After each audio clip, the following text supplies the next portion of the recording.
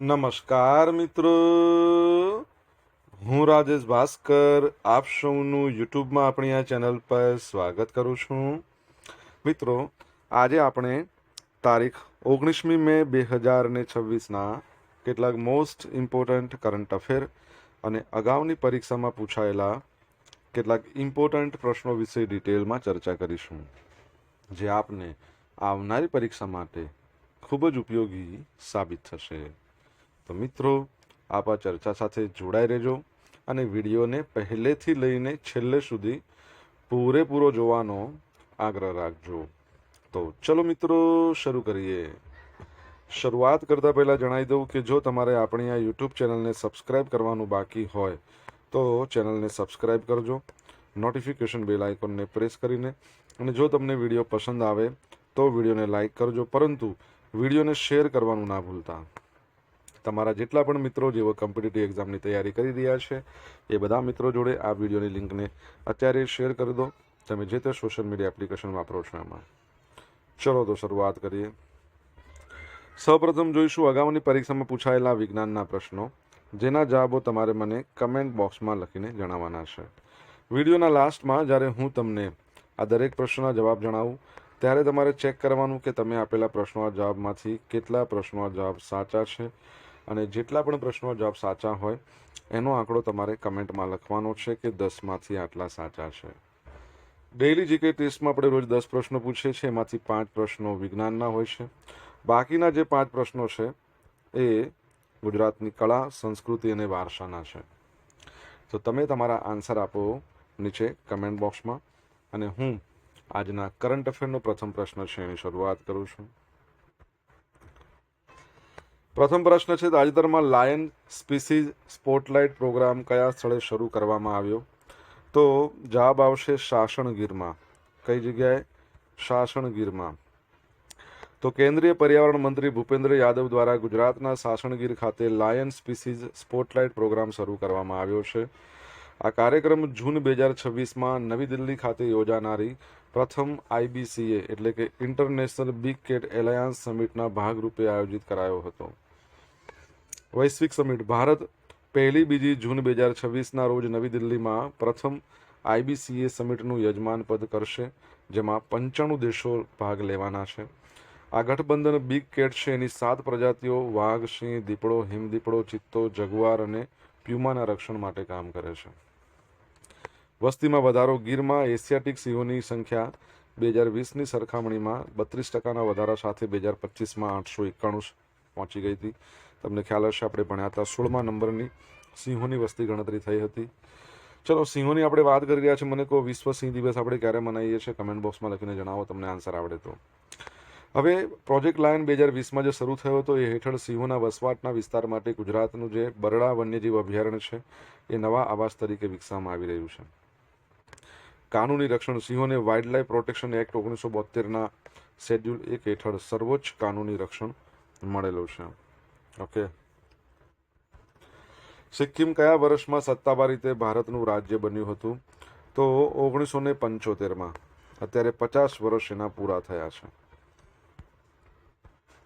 તો સિક્કિમની સ્થાપનાના 50 વર્ષની ઉજવણીના પ્રસંગે વડાપ્રધાન નરેન્દ્ર મોદી છે એમણે ગંગટોકના પાલજોર સ્ટેડિયમ ખાતેથી વિવિધ વિકાસલક્ષી પ્રોજેક્ટની ભેટ આપી છે. વડાપ્રધાને 4000 કરોડ રૂપિયાના પ્રોજેક્ટનું ઉદ્ઘાટન અને શિલાન્યાસ કર્યો. રમતગમતની વાત કરીએ તો ઉત્તર પૂર્વના રાજ્યોમાં 6 ક્રિકેટ એકેડેમીનું ઉદ્ઘાટન કરવામાં આવ્યું. વડાપ્રધાને સિક્કિમને ઓર્ગેનિક, જૈવિક અને પ્રાકૃતિક ખેતીને દેશ માટે એક મોડેલ ગણાવ્યું છે. અષ્ટલક્ષ્મી. વડાપ્રધાને ઉત્તર પૂર્વના રાજ્યોને દેશની અષ્ટલક્ષ્મી તરીકે ઓળખાવ્યા હતા. સાંસ્કૃતિક કાર્યક્રમ. એક ભારત શ્રેષ્ઠ ભારતની ભાવના હેઠળ 1500થી વધુ કલાકારો દ્વારા 1000 સ્ટેપ્સ ઓફ યુનિટી આ નામનું એક પ્રદર્શન રજૂ કરવામાં આવ્યું. આરોગ્ય. આયુષ્માન ભારત યોજના હેઠળ 70 વર્ષથી વધુ વયના નાગરિકોને મફત આયુષ્યમાન કાર્ડ વિતરણ પર ભાર મૂકવામાં આવ્યો. સ્થાપના. સિક્કિમ છે ને 1975માં ભારતનું 22મા નંબરનું રાજ્ય બન્યું હતું. 36મા નંબરનો બંધારણીય સુધારો, તો એ યાદ રાખજો. તમને ખબર છે, રિસન્ટલી આપણે કંઈક ભણ્યા હતા તો સિક્કિમ છે ને, સિક્કિમની પોલીસને પ્રેસિડન્સ કલર મળ્યો, બરાબર છે. રાષ્ટ્રપતિ દ્વારા નિશાન કહેવાય આપણે અને થોડા સમય પહેલાં ઓડિશા પોલીસને પણ મળ્યો હતો. અને સિક્કિમ છે ને એ વસ્તીમાં ભારતનું સૌથી નાનામાં નાનું રાજ્ય છે. રિસન્ટલી તમને ખ્યાલ હોય તો આપણે સિક્કિમ વિશે કંઈક ભણ્યા હતા, જ્યુડિશરી રિગાર્ડિંગ. તમને ખ્યાલ છે શું ભણ્યા હતા? કમેન્ટ બોક્સમાં લખીને જણાવો. સાઉદી અરેબિયામાં પ્રથમ T20 લીગ ડ્યુન્સ લીગ T20. તો સાઉદી અરેબિયા આ વર્ષે ઓક્ટોબર 2026માં તેની પ્રથમ ફ્રેન્ચાઇઝી ક્રિકેટ લીગ શરૂ કરવા જઈ રહ્યું છે, જેનું નામ ડ્યુન્સ લીગ T20 રાખવામાં આવ્યું છે. આ ઐતિહાસિક લીગમાં કુલ 6 ટીમો ભાગ લેશે. જે મેચો છે ને એ જેદા પાસે આવેલા તાઇફ શહેરમાં રમાશે.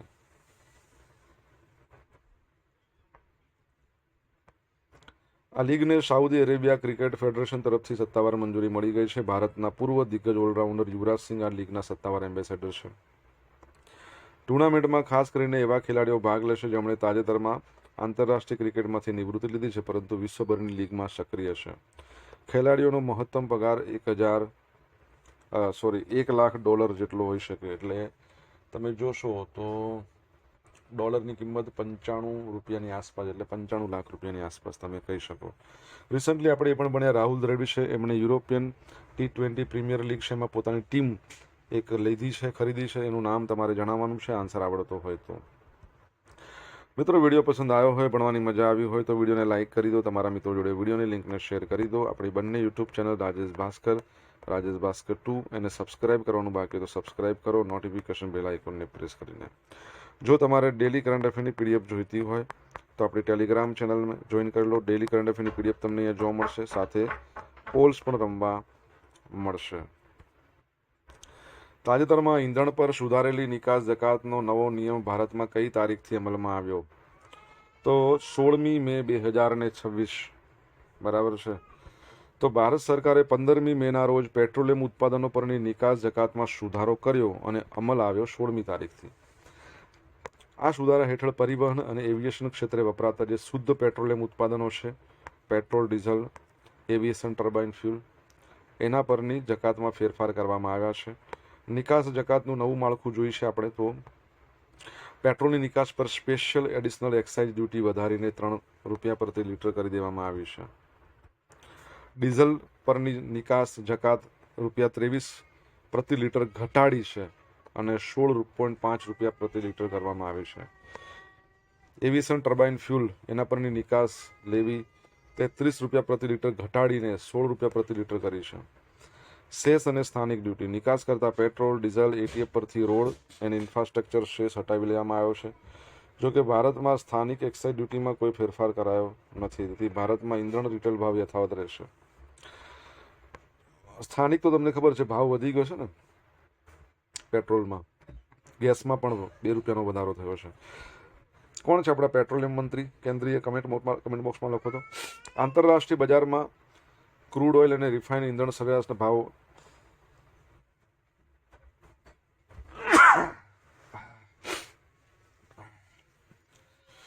આંતરરાષ્ટ્રીય બજાર છે એમાં ક્રૂડ ઓઇલ અને રિફાઇન્ડ ઈંધણના સરેરાશ ભાવોના આધારે દર પખવાડિયે, દર 15 દિવસે આજે નિકાસ જકાતના માળખાની સમીક્ષા થશે. ઓકે, આગળ વધીએ. સુપ્રીમ કોર્ટે હાઈવે પર સુરક્ષિત મુસાફરીને કઈ કલમ હેઠળ મૂળભૂત અધિકાર જાહેર કર્યો છે? તો આર્ટિકલ 21 હેઠળ. શું છે એક્ઝેક્ટલી? તો સુપ્રીમ કોર્ટે જાહેર કર્યું છે કે નેશનલ હાઈવે પર સુરક્ષિત મુસાફરી એ બંધારણની કલમ 21 હેઠળ જીવનના મૂળભૂત અધિકારનો ભાગ છે. ન્યાયિક હસ્તક્ષેપનું કારણ. નવેમ્બર 2025માં રાજસ્થાનમાં 15 મૃત્યુ થયા, તેલંગાણામાં 19 મૃત્યુ થયેલા. 2 ગંભીર અકસ્માતો હતા, એટલે કોર્ટે આ મામલે સુઓ મોટો લીધો, સ્વનિર્ણય. મુખ્ય આદેશ. ઢાબા પર પ્રતિબંધ. નેશનલ હાઈવેના રાઇટ ઓફ વે એમાં આવતા તમામ ગેરકાયદેસર ઢાબા પર અને વેપારી બાંધકામો હટાવવાનો આદેશ. પાર્કિંગ નિયમો. હાઈવે પર ભારે વાહનોના પાર્કિંગ પર સંપૂર્ણ પ્રતિબંધ. વાહનો માત્ર નિર્ધારિત લે બાય કે પાર્કિંગ બેમાં જ પાર્ક કરી શકશે, રાખી શકશે. સમય મર્યાદા. સત્તાધીશોને 60 દિવસમાં તમામ અનધિકૃત દબાણો દૂર કરવા સૂચના આપવામાં આવી છે. સંસ્થાકીય ફેરફારો શું છે? દરેક જિલ્લામાં ડિસ્ટ્રિક્ટ હાઈવે સેફટી ટાસ્ક ફોર્સની રચના કરવાનો આદેશ આપવામાં આવ્યો છે. જિલ્લા મેજિસ્ટ્રેટે ગેરકાયદેસર બાંધકામો દૂર કરવાની દેખરેખ રાખવાની રહેશે. મૃત્યુ પરથી મને શું યાદ આવ્યું ખબર છે? કે ભારતમાં પ્રથમ એવો કેસ બન્યો પેસિવ યુથનેશિયા, નિષ્ક્રિય ઈચ્છા મૃત્યુનો.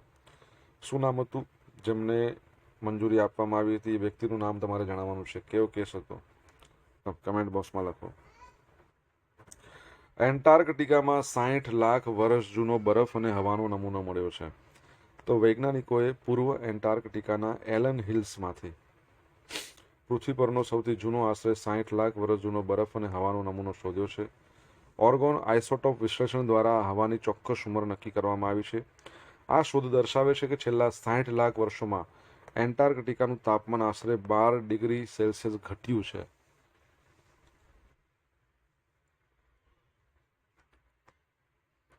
સંશોધન. આ શોધ નેશનલ સાયન્સ ફાઉન્ડેશનની સંસ્થા કોલ્ડેક્સના વૈજ્ઞાનિકો દ્વારા કરવામાં આવી છે. Beyond Epica project. આ યુરોપિયન પ્રોજેક્ટ મે 2026માં પૂર્વ એન્ટાર્કટિકામાંથી 2.8 કિલોમીટર લાંબો આઈસ કોર મેળવ્યો છે, જે 12 લાખ વર્ષ જૂના સતત બરફનો રેકોર્ડ છે. Mid Pleistocene transition. હવે આ પ્રોજેક્ટનો હેતુ શું છે કે પૃથ્વી પર હિમયુગનું જે ચક્ર છે એની બદલાયેલી ગતિનો અભ્યાસ કરવાનો છે. બરાબર. એવું કહેવાય છે ને કે પૃથ્વી પર એક સમયે હિમયુગ આવ્યો હતો, ઘણી બધી વખત આવીને ગયો છે. આખી પૃથ્વી પર બરફની ચાદર. ઓકે. એન્ટાર્કટિકાની વાત કરીએ તો તમને ખબર હોય તો ત્યાં આપણું એક સંશોધન કેન્દ્ર આવેલું છે, જ્યાં આપણું જે ભારતની અંદર દિલ્હીમાં આવેલું છે, દિલ્હી એમ્સ, ત્યાંથી રિમોટલી કોઈક એક પેશન્ટ હતું, એનું અલ્ટ્રાસાઉન્ડ ટેસ્ટિંગ ને કરવામાં આવ્યું હતું. તમારે જણાવવાનું છે કે આપણું સંશોધન કેન્દ્રનું નામ શું છે. કમેન્ટમાં લખીને જણાવો આન્સર આવડતો હોય તો.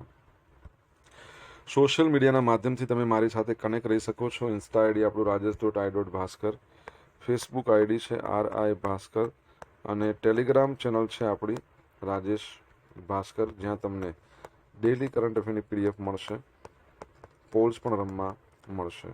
જો તમને ભણવાની મજા આવી હોય તો વિડીયોને લાઇક કરો, તમારા મિત્રો જોડે વિડીયોની લિંકને શેર કરો, ચેનલ સબસ્ક્રાઇબ કરવાની બાકી હોય તો સબસ્ક્રાઇબ કરો, નોટિફિકેશન બેલ આઇકોનને પ્રેસ કરીને.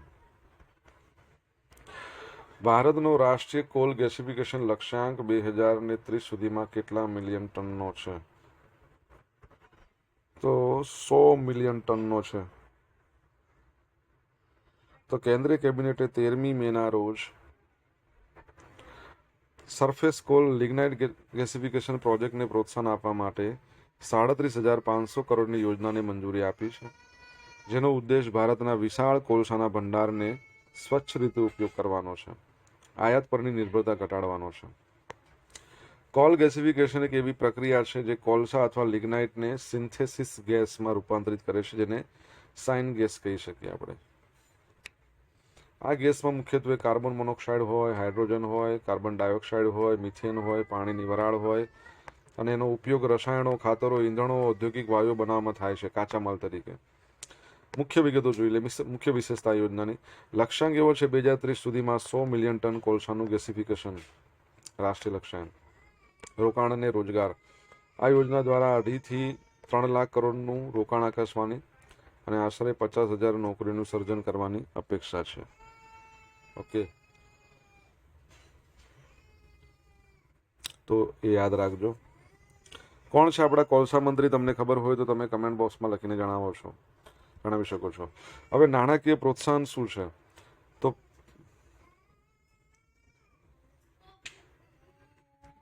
પ્લાન્ટ અને મશીનરીની, આ લગભગ ગઈકાલનું છે કે શું છે? એક મિનિટ. પ્લાન્ટ અને મશીનરીની ખર્ચના મહત્તમ 20% સુધી પ્રોત્સાહન. ઓકે, ના, તો પ્લાન્ટ અને મશીનરી, આ જે પ્રોજેક્ટની વાત કરીએ છીએ, એના ખર્ચના મહત્તમ 20% સુધી પ્રોત્સાહન મળશે, અને પ્રોજેક્ટ દીઠ મર્યાદા 5,000 કરોડ રૂપિયાની છે.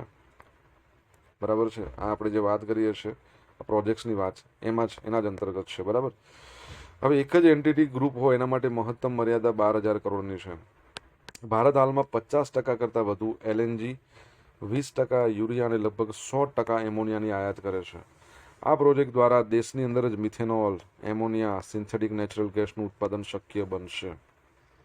બરાબર છે. ઓકે. ભારતના નવા ક્લાઇમેટ લક્ષ્યાંકો 2031-35. તો ભારતે યુનાઇટેડ નેશન્સ એને વર્ષ 2031-35 માટે તેના નવા ક્લાઇમેટ લક્ષ્યાંકો સુપરત કર્યા છે. ભારતે પેરિસ સમજૂતી હેઠળ પર્યાવરણના રક્ષણ માટે 3 મુખ્ય લક્ષ્યો નક્કી કર્યા છે. બિન અશ્મિભૂત ઉર્જા 2035 સુધીમાં કુલ વીજ ક્ષમતાના 60% હિસ્સો સ્વચ્છ ઉર્જા એટલે સોલર, વિન્ડ વગેરેમાંથી મેળવવો. ઉત્સર્જનમાં ઘટાડો. જીડીપીની ઉત્સર્જન તીવ્રતામાં 2005ની સ્તરની તુલનામાં 47%નો ઘટાડો. Carbon sink. જંગલો અને વૃક્ષો દ્વારા 3.5 થી 4 અબજ ટન કાર્બન ડાયોક્સાઇડ શોષી શકે એવું આવરણ તૈયાર કરવું. મુખ્ય શરત. ભારતે સ્પષ્ટ કર્યું છે કે આ લક્ષ્યો હાંસલ કરવા માટે વિકસિત દેશો પાસેથી નાણાકીય સહાય અને નવી ટેકનોલોજી મેળવવી અનિવાર્ય છે. પ્રગતિ. ફેબ્રુઆરી 2026 સુધીમાં ભારતને 52.5% વીજ ક્ષમતા પહેલેથી સ્વચ્છ ઉર્જા સ્ત્રોતોમાંથી મળી છે. તમને ખબર છે આપણું રિન્યુએબલ એનર્જીનો લક્ષ્યાંક છે. ભારતની રિન્યુએબલ એનર્જી 500 ગીગાવોટની પ્રાપ્ત કરવાની છે 2030માં. ગુજરાતની કેટલી છે તમને ખબર હોય તો કમેન્ટ બોક્સમાં લખીને જણાવો. અગાઉની પરીક્ષામાં પૂછાયેલા વિજ્ઞાનના પ્રશ્નો જોઈ લઈએ. પહેલો પ્રશ્ન, સ્વાઇન ફ્લૂ કયા વાયરસથી થાય છે? તો H1N1. નેનો કણ છે એનું કદ કેટલું હોય? 1 થી 100 નેનોમીટર. મધમાખીના વિષમાં કયો પદાર્થ હોય છે? મેલેટિન. ગોબર ગેસમાં મુખ્યત્વે કયો ગેસ હોય છે? તો મિથેન. સંગીતના સાધનો બનાવવા માટે કઈ મિશ્ર ધાતુ વપરાય છે? તો પિત્તળ. હવે જોઈશું અગાઉની પરીક્ષામાં પૂછાયેલા ગુજરાતની કળા, સંસ્કૃતિ અને વારસાના પ્રશ્નો. પહેલો પ્રશ્ન, જેસલ તોરલની સમાધિ કયા જિલ્લામાં આવેલી છે? કચ્છની અંદર અંજારમાં. પારસીઓનું કાશી કોને કહેવાય છે? ઉદવાડા. પોરબંદર ખાતેનું ગાંધીજીનું નિવાસસ્થાન કયા નામે જાણીતું છે? કીર્તિ મંદિર. મહેસાણા જિલ્લાના મોઢેરા ખાતે કયું સુવિખ્યાત મંદિર આવેલું છે? તો સૂર્ય મંદિર. ભવાઈના પૂર્વજ નીચેના પૈકી કોણ છે? અસાઈદ ઠાકર. 360 વેશ હતા ભવાઈમાં. સૌથી જૂનામાં જૂનો રામાપીરનો વેશ. હવે મિત્રો જોઈશું ગઈકાલે પૂછેલા પ્રશ્નો જવાબ. પહેલો પ્રશ્ન, ભારતનું પ્રથમ ખાનગી રીતે ઉત્પાદિત સૈન્ય વિમાન C-295 ગુજરાતના કયા શહેરમાં તૈયાર થઈ રહ્યું છે? તો વડોદરામાં. ભારતમાં પોતાનું પ્રથમ ડેટા સેન્ટર સ્થાપવા ઉબેરે કયા ભારતીય ઉદ્યોગ જૂથ સાથે ભાગીદારી કરી છે? તો અદાણી ગ્રુપ સાથે. હવે મિત્રો આજે પૂછેલા પ્રશ્નોનો જવાબ જોઈ લઈએ. પહેલો પ્રશ્ન હતો કે વિશ્વ સિંહ દિવસ ક્યારે મનાવવામાં આવે છે? તો 10મી ઓગસ્ટના રોજ. સેકન્ડ પ્રશ્ન, રિસન્ટલી સિક્કિમ છે ને એ ભારતનું પ્રથમ પેપરલેસ જ્યુડિશરી ધરાવતું રાજ્ય બન્યું છે. તો ભારતનું પ્રથમ રાજ્ય છે જેમાં પેપરલેસ, સાદી ભાષામાં ન્યાયતંત્ર, આખું ન્યાયતંત્ર પેપરલેસ. ત્રીજો પ્રશ્ન, રાહુલ દ્રવિડ છે એમણે યુરોપિયન T20 પ્રીમિયર લીગ છે એમાં એક ટીમ લીધી છે, ખરીદી છે, જેનું નામ શું આપ્યું છે? ડબલિન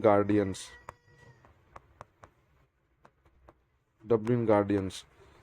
ચોથા નંબરનો પ્રશ્ન, આપણા પેટ્રોલિયમ મંત્રી કોણ છે કેન્દ્રીય? તો હરદીપસિંહ પુરી.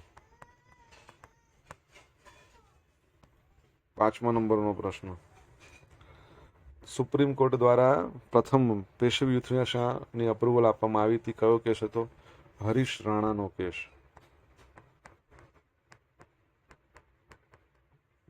છઠ્ઠા નંબરનો પ્રશ્ન, એન્ટાર્કટિકામાં આપણા ભારતનું સંશોધન કેન્દ્ર છે, નામ છે મૈત્રી.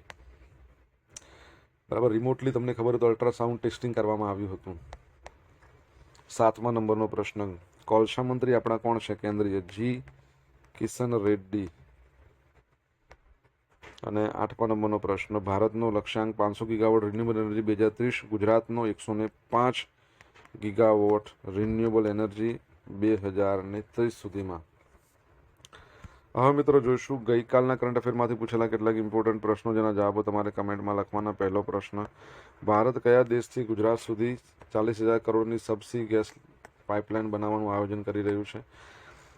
સેકન્ડ પ્રશ્ન, તાજેતરમાં કઈ સંસ્થાના વૈજ્ઞાનિકોએ પ્રયાગરાજ અને કાનપુર એ વચ્ચે જમીનની નીચે 200 કિલોમીટર લાંબી પ્રાચીન નદીની ચેનલ શોધી કાઢી છે? જવાબ આવડે તો કમેન્ટ બોક્સમાં લખીને જણાવજો. તો આ હતા આજના દિવસના કેટલાક મોસ્ટ ઇમ્પોર્ટન્ટ કરંટ અફેર અને અગાઉની પરીક્ષામાં પૂછાયેલા કેટલાક ઇમ્પોર્ટન્ટ પ્રશ્નો એના જવાબોની સાથે. આશા રાખું બધાને ભણવાની મજા આવી હશે. જો મજા આવી હોય તો વિડીયોને લાઇક કરો, તમારા મિત્રો જોડે વિડીયોની લિંકને શેર કરો. આપણી બંને યુટ્યુબ ચેનલ રાજેશ ભાસ્કર 2 અને સબસ્ક્રાઇબ કરવાનું બાકી હોય તો સબસ્ક્રાઇબ કરો. નોટિફિકેશન બેલ આઇકોનને પ્રેસ કરીને તમારા જે પણ અભિપ્રાયો છે એ કમેન્ટ બોક્સમાં લખીને જણાવજો. તો મિત્રો thank you so much for watching this video. Have a nice day. જય હિન્દ, જય ભારત, જય જય ગરવી ગુજરાત.